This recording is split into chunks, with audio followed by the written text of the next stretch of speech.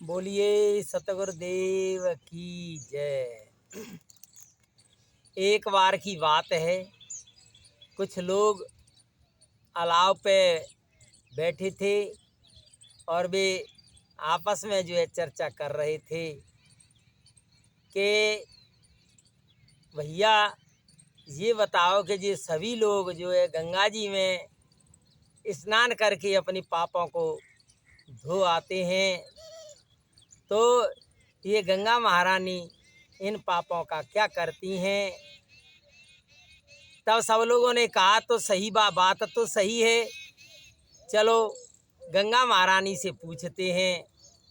और वे सभी लोग गंगा महारानी के पास पहुँचे, हाथ जोड़कर विनती की कि गंगा महारानी ये बताओ कि आप में जो सभी लोग अपने पाप धोकर के चले जाते हैं, आप इन पापों का क्या करते हो। तब गंगा महारानी ने कहा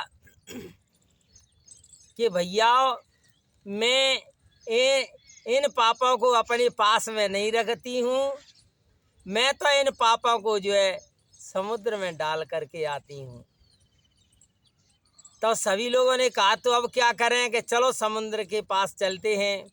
और सभी जो है समुद्र के पास में पहुंच जाते हैं और विनती करते हैं कि हे समुद्र महाराज जी बताइए कि जो गंगा महारानी लोगों के पापों को लेकर के आप समुद्र में डाल जाती हैं, तो आप इन पापों का क्या करते हो। तब समुद्र ने कहा कि भाई आओ, मुझसे तो इन सभी पापों को बादल ले जाते हैं। अच्छा, बादल ले जाते हैं। सभी लोगों ने कहा तो भाई चलो अपन बादलों के पास चलते हैं। और वे बादलों के पास में पहुँचे और कहा भैया बादलों ये बताओ कि गंगा महारानी तो जो लोगों के पापों को लेकर के समुद्र में डाल देती हैं, और समुद्र से आप इन लोगों के पापों को लेकर के आते हो, तो तुम इन पापों का क्या करते हो। तब बादलों ने कहा कि भैयाओ मैं तो जिनके पाप होते हैं उनके पापों को लेकर के उनके सिरों पे पटक करके आता हूँ।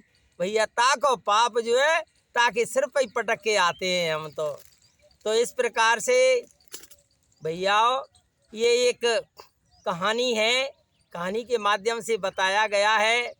और इसमें जो है एक कहा है कि नहाए धोवे का भयो जो मन मेल न जाए, मीन सदा जल में रहे धोए बासु न जाए। इस प्रकार से भैया जब मन के मैलों को नहीं धोएंगे तो हमारे पाप कैसे धुलेंगे, हमारे जो है मन के मैल कैसे धुलेंगे।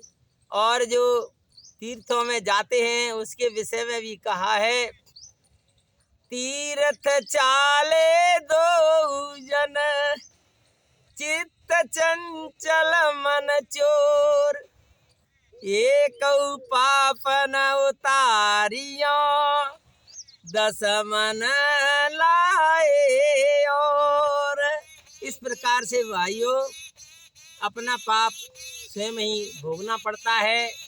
एक उसमें कहा है, अरे करम तेरो साथ न छोड़ेगो, अरे कितने कर ले ओ पाई करम तेरो साथ न छोड़ेगो, करम तेरो साथ न छोड़ेगो, कितने कर ले ओ पाई करम तेरो साथ न छोड़ेगो। इस प्रकार से भैयाओ जो कुछ करते हैं कर्म वो सब भोगना पड़ता है, उससे कोई बचता नहीं है।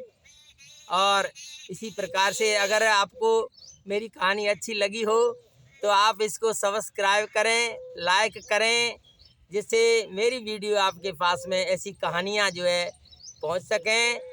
इन्हीं शब्दों के साथ बोलिए सतगुरुदेव की जय।